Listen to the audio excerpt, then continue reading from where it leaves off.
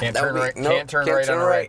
That's the other piece that's getting me. Yes. See, That'll be an automatic fail. Yeah, I'm trying to go right on a red, and you cannot go right on a red in the Bronx. Yep.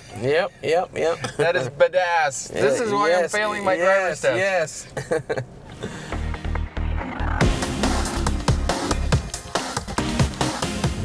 Yeah, handling the car, it's some students, they can handle the car fine. It's just passing that road test, following the road rules, the regulations, all that stuff. Yep. All right, let's go ahead and do a 3-point turn. I don't see any, nobody around, so. I've seen examiners do the 3-point turn right here with the students, and they're not supposed to.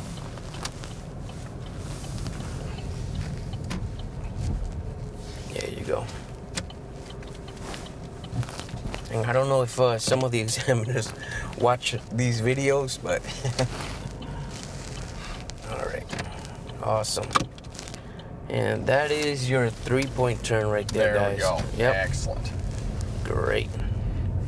See what the sign says? Stop here on red. I had students pass this, go all the way to the, farther out. Yep.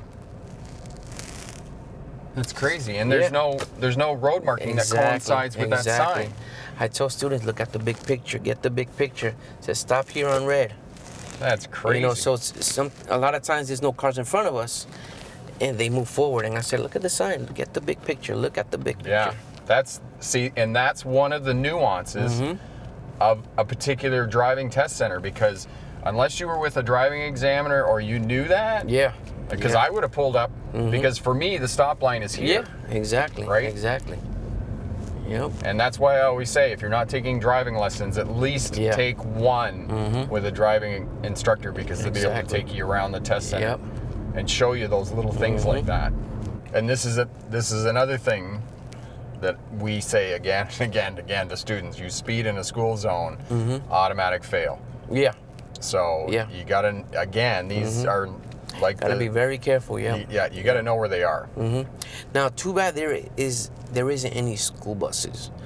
When they pull out that stop arm, red's blinking, and I tell students, if you get the amber lights, the yellow lights blinking on a school bus, what do? You prepare to stop. Yeah. You're gonna have to start slowing down, because at any moment they might activate the reds. Yep. Oh man, I could just see the now title. I understand, because at the last one where I failed, it wasn't because I was going to run the red. It was because I was going to turn right on the red. Yes. And you cannot turn right on the red. Not in the city, not in the 5 boroughs. Yeah. All right. Okay, you know what? Stay right here. I'm going to stay here because there's double parking here. Yeah, so. and this is the other thing that, a lot of students ask me who are taking their road test in big cities. What do I do? Well, you got to drive in the left lane, because a lot of times there's a truck. Yeah, because you double park. There's a truck unloading here. Exactly. Yeah. Yeah. This is awesome. This is absolutely awesome. Yeah. Straight down. And here, when you get cars in the intersection like that, you got to be really careful of people coming left through. Yep.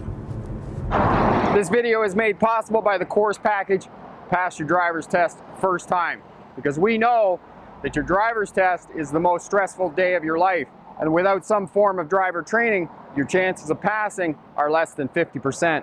As a bonus, we'll include both the defensive and winter driving smart courses. These will make you a safer, smarter driver and reduce your chances of being involved in an accident. Click down in the description there and get full details. Awesome.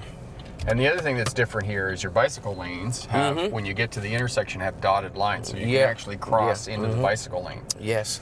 Just like the transit buses, at the end, you got dotted lines, you can cross over to make that right turn. Yeah.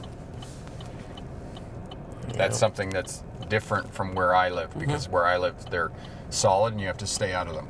Oh, I see. And again, if, like I said, students have asked me that. Yeah. And I say, the road markings will tell you whether you can move into the bicycle lane or not. Yeah. Another narrow street. Yes. Cars parked on both sides. And this is another question that I get all the time. About the speed bumps? speed bumps. I get a question about speed bumps, but I get a question about the speed limit on these streets. And it's like, no, you don't have to do 25 miles an hour when the space decreases because of parked vehicles, right? Yeah, I mean, you just have to be very careful. Just don't go too fast. Oh, let's make a left. I'm sorry. No, that's okay. Yeah. It's just I can't go straight, so I'm waiting for you to give me direction. Yeah. And I want to tell you something about speed bumps. I tell my students, yeah, we're going to go straight at the, where that bus is making a right turn, we're going to make a right turn.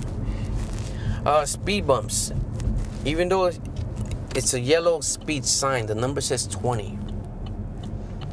Don't do 20, do about 10. Because I noticed when you was going over the speed bumps, you was doing about 10 miles per hour, which is good. You want to give the examiner a comfortable ride over that speed bump. And the other thing that I tell students about speed bumps, brake before the speed bump and let the car just roll over. Yes, yes. That way the suspension is going to be able to do its work instead of it all being like this. Exactly. Because you've got the brakes on. Yeah.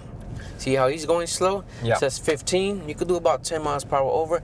If you do 25, the speed limit, you're going to hit that speed bump. You're going to hit that speed bump hard and land hard. Yeah, Examiner will not be happy with you. No.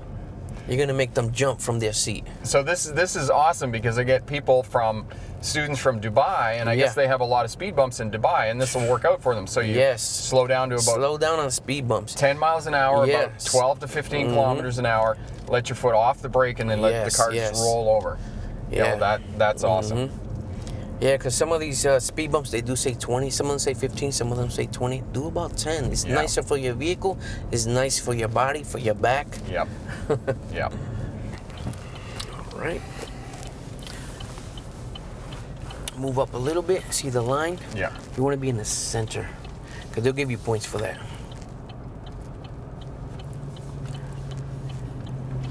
And what I mean by that, I'll explain.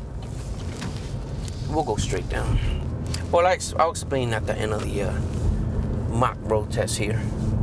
The reason I didn't move up back there is because I was turning on a one-way and I needed to turn into the left lane. Is that correct?